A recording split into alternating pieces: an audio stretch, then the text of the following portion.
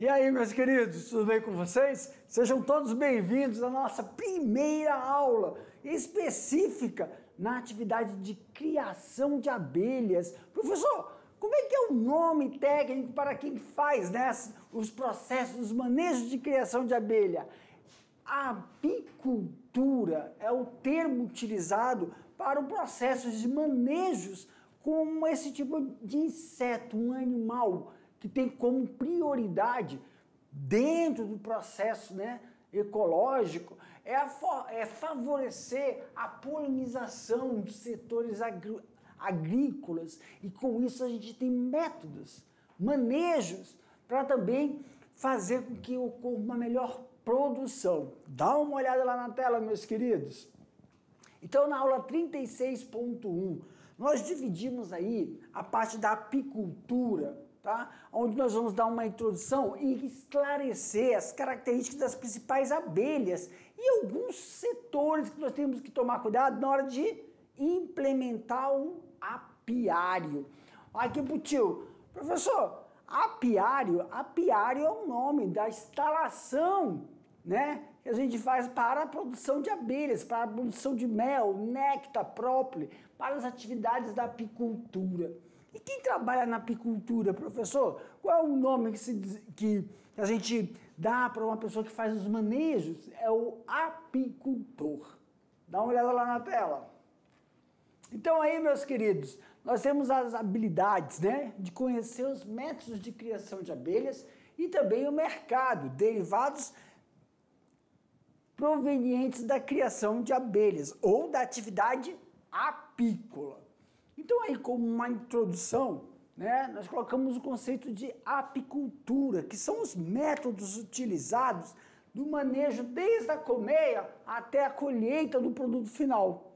Então, dentro da apicultura, nós vamos dar aí uma introdução sobre o processo de criação. Na criação de abelhas, na apicultura, não é só o mel, pessoal, que é o produto principal.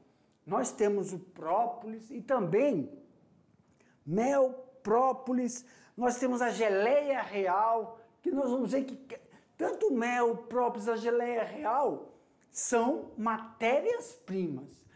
Mas essa matéria-prima, aqui pro tio, essa matéria-prima ela pode ser beneficiada. Como assim, professor, passar pelo processo de beneficiamento? É porque não é somente na área área alimentícia, que envolve produção de mel, a produção não é só direcionado para o mercado da gastronomia, vamos dizer assim, mas também para a indústria farmacêutica, onde se tem remédios, não é isso? Que se utiliza como base, matéria-prima, o produto advindo da apicultura.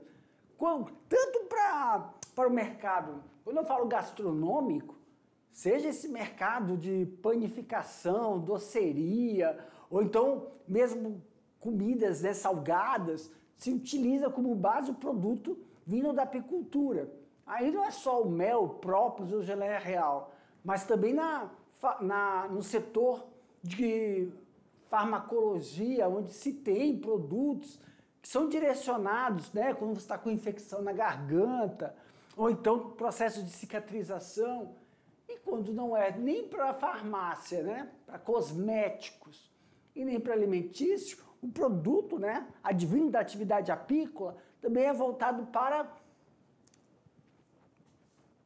farmacêuticos, cosméticos, que aí envolvem produtos de maquiagem, higiene pessoal, com sabonetes, ou então hidratantes que tem como matéria-prima base o mel. Produtos para cabelo, para unha. Então tem tanto para a área da saúde, como medicamentos, cosméticos e alimentícios. Então tem uma gama de vertentes aí do mercado que se utiliza como matéria-prima esses produtos finais que a gente está falando aqui da atividade apícola. Dá uma olhada lá na tela.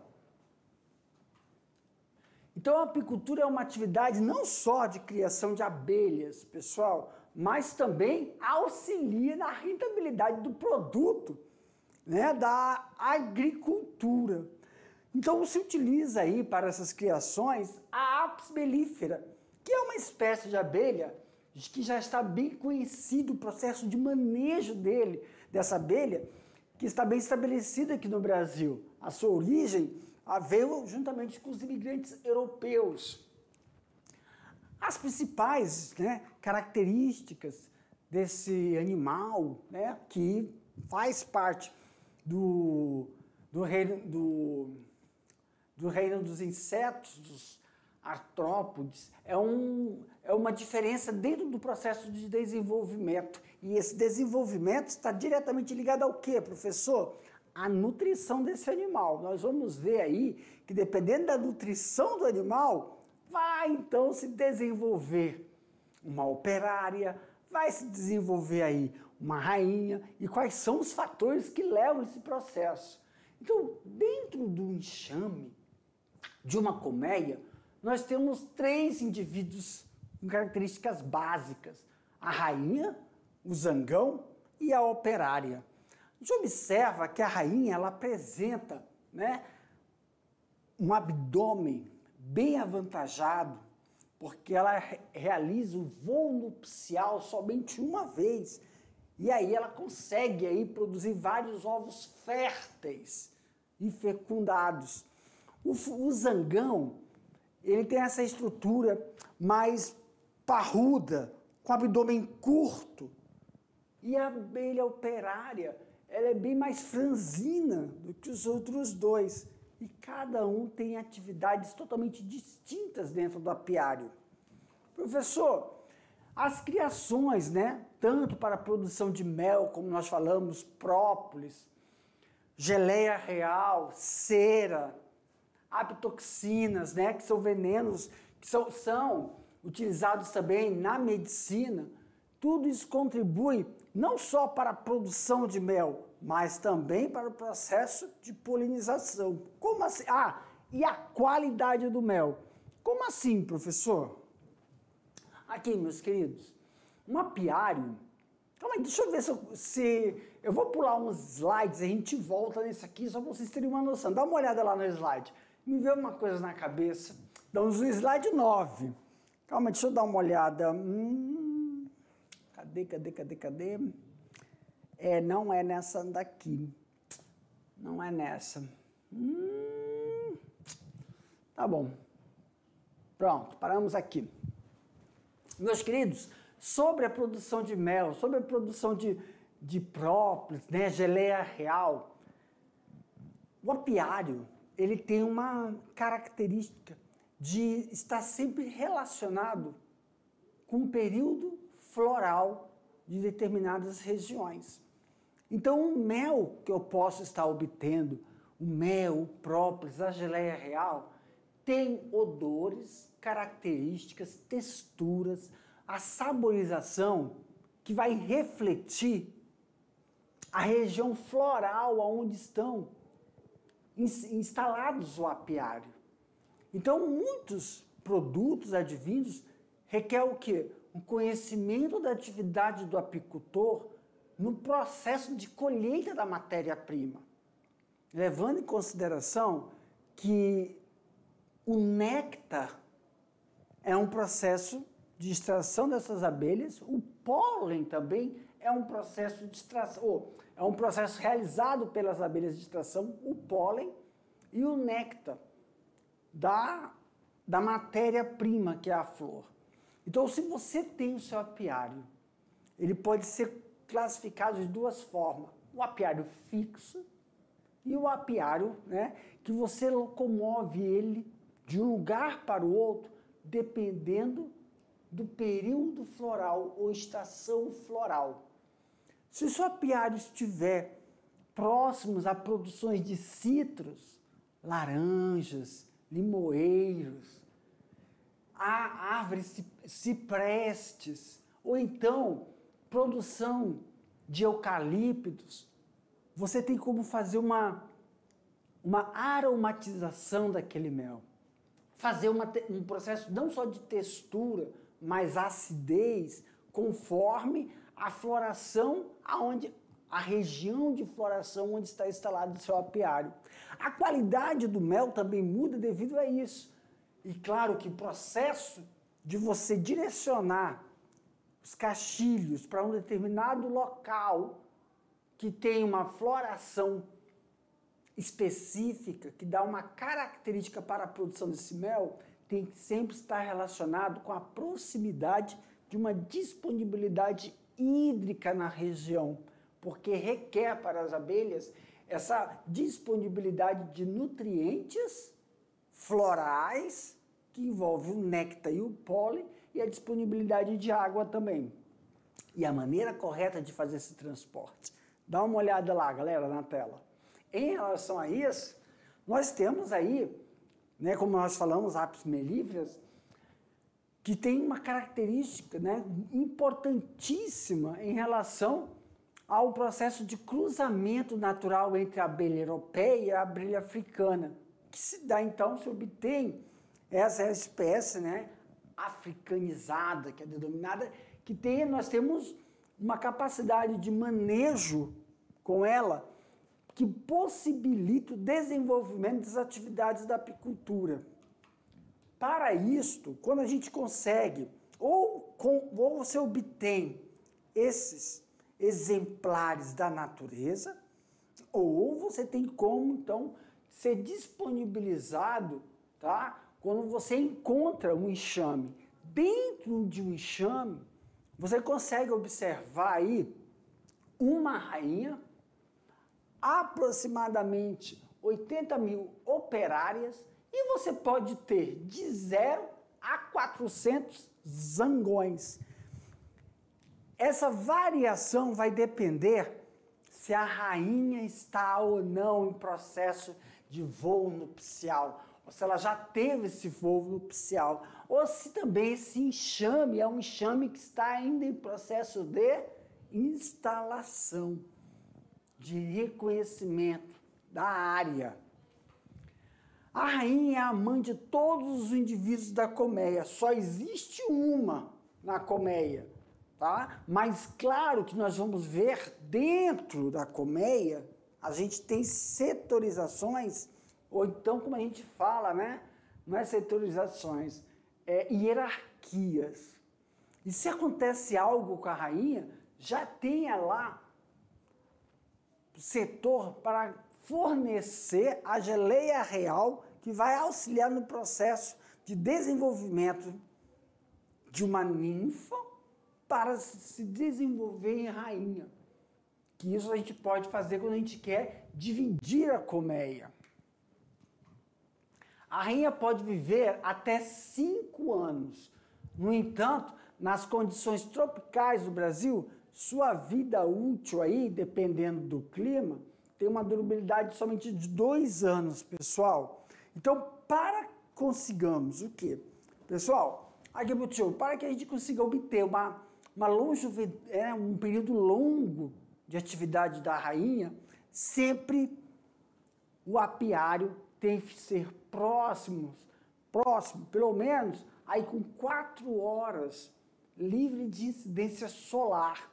Na nossa região, no período de estiagem, períodos mais secos, se tem a necessidade de ter uma proteção nesse aviário, olha, nesse apiário, tá bom? Isso vai auxiliar a amenizar e, claro, ter uma disponibilidade de lagoas, né? Regiões onde possa ter bastante disponibilidade de água, pois as atividades dentro da colmeia são intensas. Isso pode encurtar a vida da rainha. Então, um bom manejo te auxilia a ter aí de 4 a 5 anos, mas também dependendo da região, regiões com baixa umidade e alta temperatura, pode diminuir aí a vida útil, né, que a gente fala de uma rainha. Também, se você manter pelo menos o enxame aproximadamente aí com uns 80 mil operárias. O que se recomenda em determinados locais, quando são locais de baixa umidade e alta temperatura, deixar pelo menos 1/3 dos indivíduos em relação à população normal de um enxame. Esse 1/3 vai favorecer com que você mantenha, pelo menos, uma atividade mínima daquele enxame, onde não vai sobrecarregar a rainha. Lá na tela, meus queridos.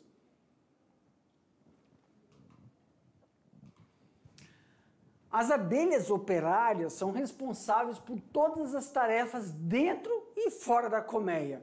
As atividades obedecem a uma escala de trabalho que está totalmente relacionada ao seu processo de desenvolvimento das suas glândulas. Então, as operárias, classificadas como castas dentro da atividade apícola, aqui, pessoal, quando estão classificadas como castas, existem as operárias que vão manter a temperatura daquela colmeia, elas ficam na parte interna, elas vão realizar a limpeza interna da colmeia, outras operárias vão cuidar dos filhotes, né, das larvas, dos ovos primeiro, larvas, pupas e também da alimentação delas. Agora, tem operárias que fazem as atividades externas, que é a proteção da colmeia. Aquelas que ficam sobrevoando a colmeia ao redor e as que ficam próximo aos cachilhos de mel. E também as operárias que fazem, então, né, a colheita do pólen e do néctar. Cada uma tem uma estrutura diferente dentro da hierarquia de operárias. As operárias que fazem as atividades internas não vão nunca realizar atividades externas. As sentinelas sempre são sentinelas. Isso tudo é classificado dentro do processo de desenvolvimento quando estão sendo realizados a nutrição delas para o seu desempenho. Quando a gente chegar na hora de abrir um cachilho, vai dar para a gente identificar nas partes dos cachilhos aonde estão sendo desenvolvidas cada operária, aonde vão realizar a substituição, tá bom? Lá na tela, meus queridos. Então aí, ó, as operárias são denominadas, né, faxineiras. Aqui na tela, pessoal, eu coloquei só como faxineiras, né, operárias, mas não é só isso, tá? Elas que vão alimentar nas diferentes fases de desenvolvimento das outras abelhas, é elas que vão alimentar a rainha no período de desenvolvimento. Tem a operária que faz a limpeza interna, os operários que fazem a limpeza externa, a operária que mantém a temperatura em cada cachilho que vai realizar o desenvolvimento das larvas. A gente vai ver cada passo desse, mas aqui eu coloquei somente como denominação, né, que são mais conhecidos como processo de limpeza. O zangão, o único objetivo do zangão, pessoal, dentro da estrutura de uma colmeia, é realizar a função de fecundação da rainha. E logo após o voo nupcial, que é chamado, o zangão ele morre, porque ocorre, né, a retirada das vísceras dele. Então ele só tem uma atividade, a principal função é fecundação. E aqui a gente tem um quadro, né? Um quadro do ciclo de desenvolvimento. Claro que isso aqui é uma média, meus queridos. Isso vai depender muito, tá, da espécie que você está utilizando aí, ou que tem aí próximo à sua propriedade. Então a gente depois vai fazer aquele link morfológico, né, de identificação de cada animal. Então aqui, um indivíduo, a gente classifica aqui como a rainha, operária e zangão. O ovo, aproximadamente, né, ele fica nesse estado por 3 dias. Larva fica no estado de 5 dias, 7 dias de pupa e como, né, na hora do nascimento são 15 dias, então o total. Nós temos uma operária aí, ó, em estado de ovo, larva e pupa de 3, 5 e 12 dias respectivamente, dando um total aí de 20 dias para o seu desenvolvimento. E o zangão de 3, larva 6 dias e meio aí e pupa com 14 dias e meio. totalizando aí o processo todo para o seu desenvolvimento e apto para o voo nupcial ao 24º dia.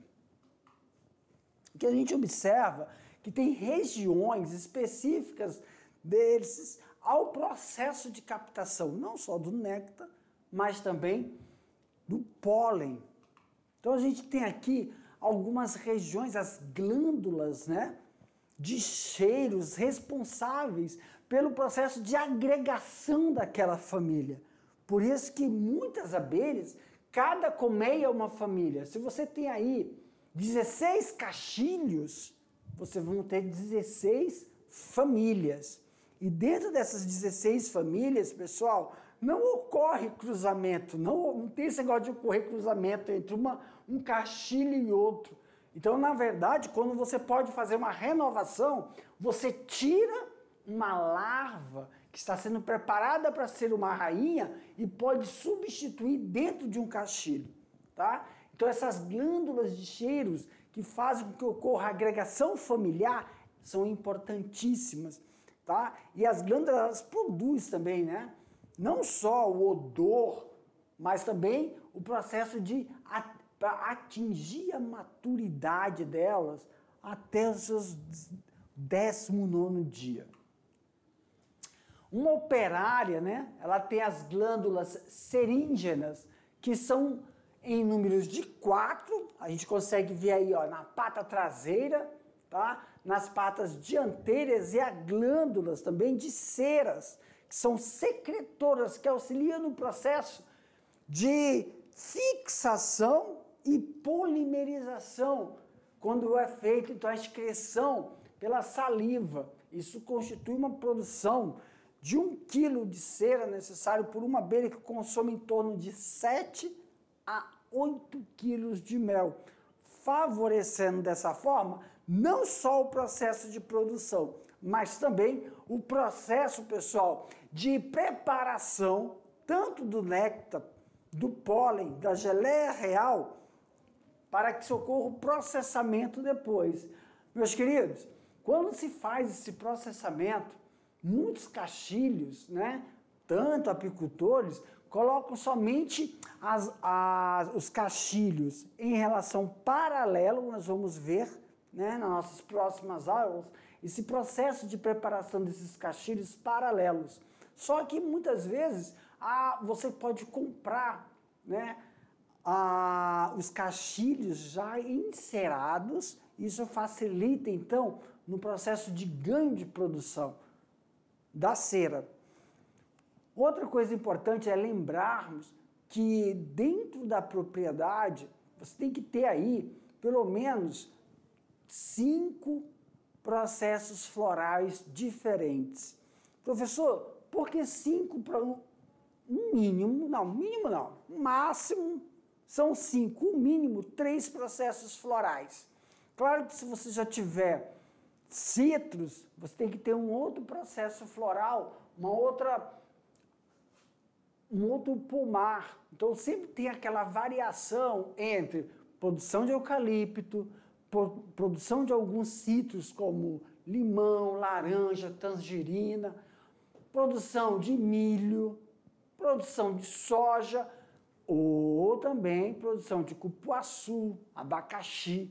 Dessa forma você vai conseguir fazer uma interação não só da característica do mel que está sendo produzido, mas também dos minerais que você vai obter, processos de consistência desse mel e da forma que é feito para realizar a colheita desse mel e substituições desses caixilhos. Muitos também falam sobre o processo de você conduzir esses caixilhos de um lugar para outro dentro da sua propriedade. Então, quando a gente faz essas modificações de posições dos caixilhos dentro da propriedade, ou levar para uma outra propriedade, pois nela deve estar ocorrendo algum outro processo floral, o que é importante lembrarmos da roupagem, né, que a gente chama dos EPIs, de suma importância para o processo de manejo, né, de condução desses caixilhos. Dentro desses EPIs, que caracterizam então uma roupa, um uniforme a ser utilizado, temos que levar em consideração o fumigador.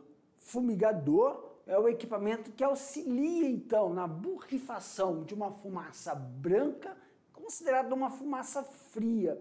Ela obriga então as abelhas a ingerirem mel, e desse jeito elas ficam pesadas e não conseguem então fazer com que ocorra um voo e também fazer o processo de ataque. Isso faz com que elas fiquem tudo dentro da colmeia ou dentro do caixilho. Desta forma você consegue desenvolver, né, as trocas desses caixilhos, ou então você vai fazer então a locomoção do apiário, da colmeia, de um local para o outro. O que é mais indicado, professor? Realizar todas essas atividades nas horas amenas do dia. Então, ou no início da manhã, ou no início da noite. Professor, muitos preferem fazer à noite. Por que não no início da manhã? Apesar de ser um horário ameno, né? Um horário de menor temperatura. Por causa da movimentação da estrada, o barulho. Então, sempre, como tem que ser um transporte que não pode ser coberto, tem que ser colocado em um transporte aberto para facilitar o processo de aeração. Então, muitas vezes, as pessoas preferem fazer à noite por ter uma movimentação nas linhas, né? Principalmente em regiões onde não há processo de asfaltamento, ou então somente quando você faz esse processo de transporte, ser uma velocidade mínima aí de 35 a 40 km por hora em asfalto. Isso vai favorecer, então, não só, tá, que você diminua o estresse ocasionado por esse manejo e facilite também que nos primeiros horários do dia os caixilhos já estejam montados nas posições em pelo menos num raio de 1 quilômetro em relação à acessibilidade para o processo de floração e a acessibilidade também para o processo de disponibilidade de água. Sempre lembrando que nas posições da frente do caixilho tem que estar inversamente proporcional à posição leste-oeste do Sol. Isso vai favorecer que entre as frestas não ocorra então incidência luminosa, pois isso aumenta a temperatura e diminui a umidade relativa do ar dentro de cada colmeia.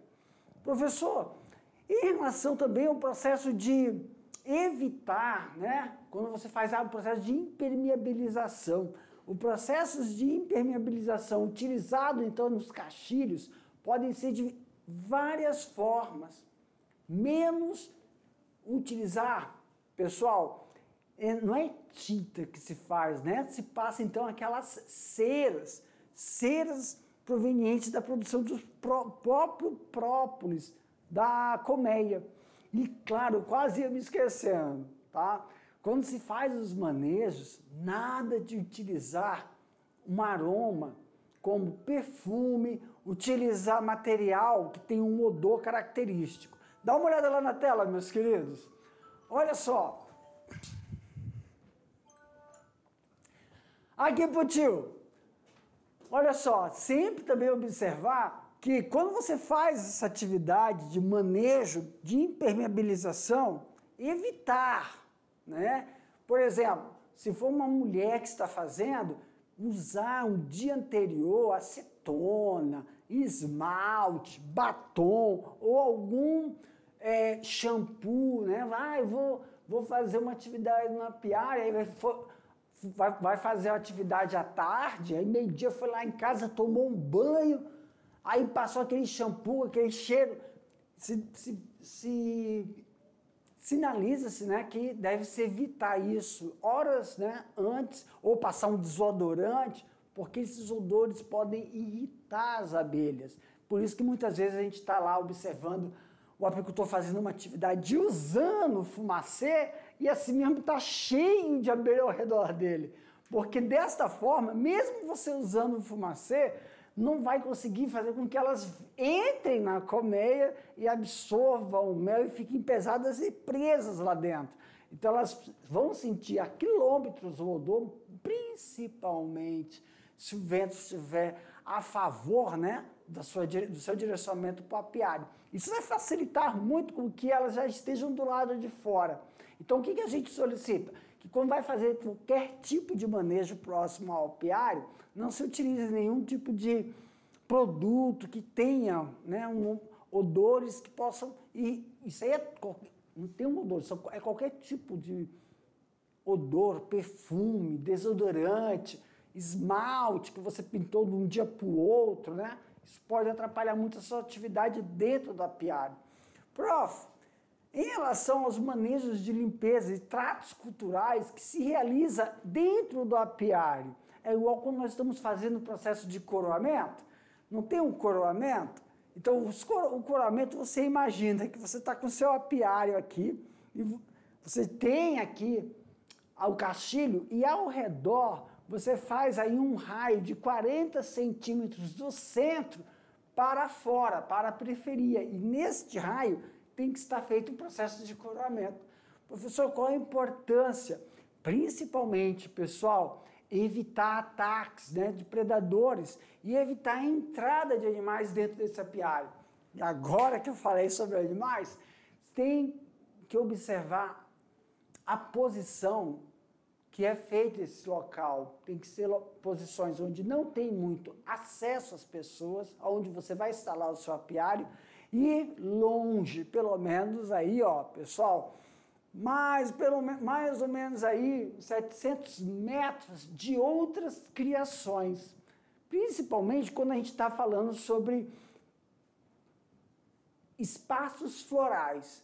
Claro que quando você for inserir o seu apiário dentro de um pomar, dentro da produção de eucaliptos, você vai colocar aproximadamente quase no centro dessa produção de eucaliptos. Se for num pomar, eu já vi muitos apicultores colocar os apiários logo à periferia da produção de citros.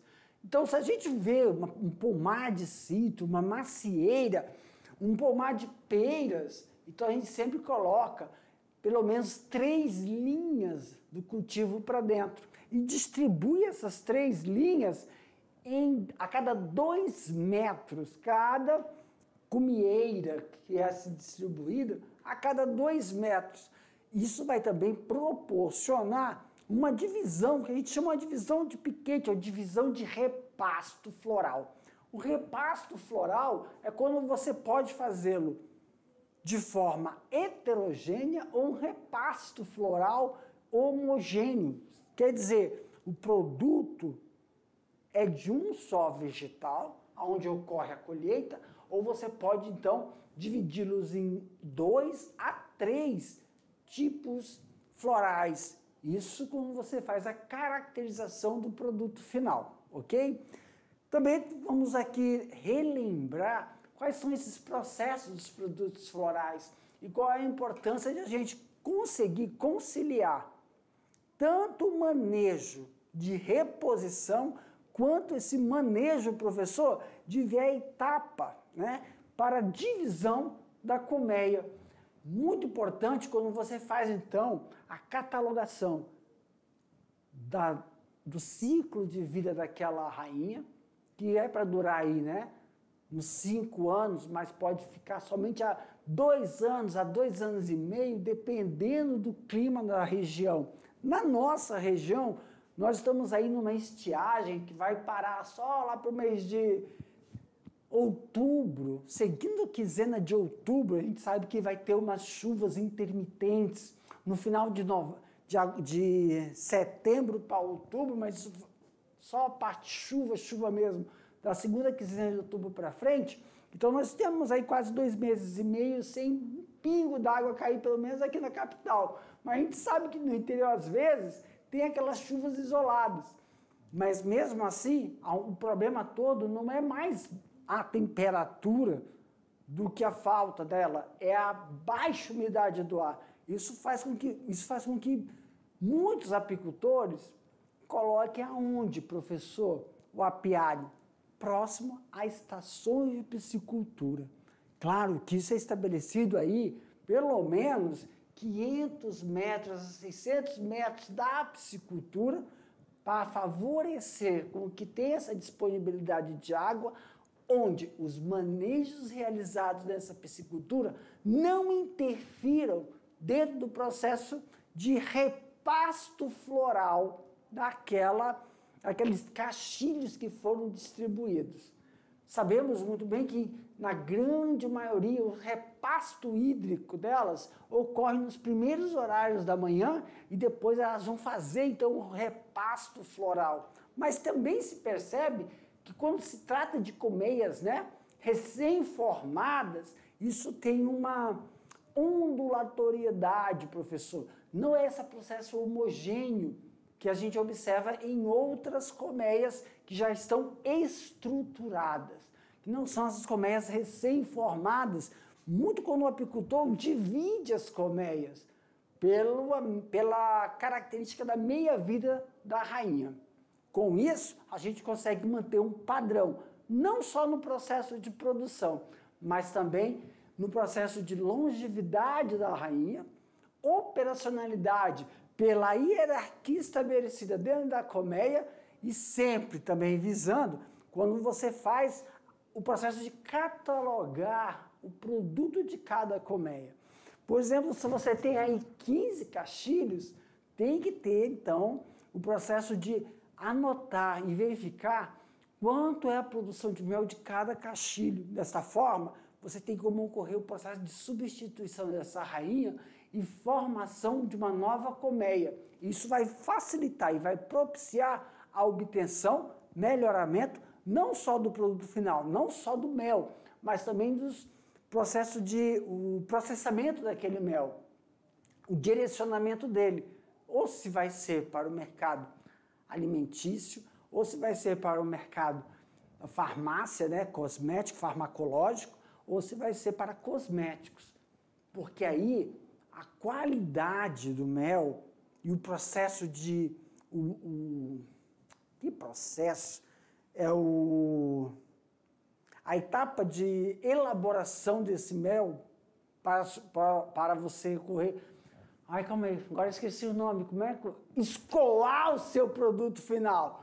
Tanto do processo de você fazer o envasamento, como eu vou envasar esse produto para ocorrer o escoamento, vai depender muito também da qualidade. Muitos se utilizam de frascos que não são transparentes para evitar, então, o processo de precipitação desse material, ok? Galera, com isso a gente vai finalizar aqui o nosso assunto, mas daqui a pouco o tio volta para a gente fazer aquele bate-bola, jogo rápido e também só alinhar as principais etapas que nós devemos pegar da aula de hoje, para daqui a pouco a gente começar a fazer as atividades e aí sim seguir com o assunto, tanto para o processo de reprodução, escolha das melhores áreas, definir o que é um excelente campo floral e quais seriam os principais campos florais, dependendo da raça que você tem, da espécie, na verdade, né, de abelha que você se utiliza.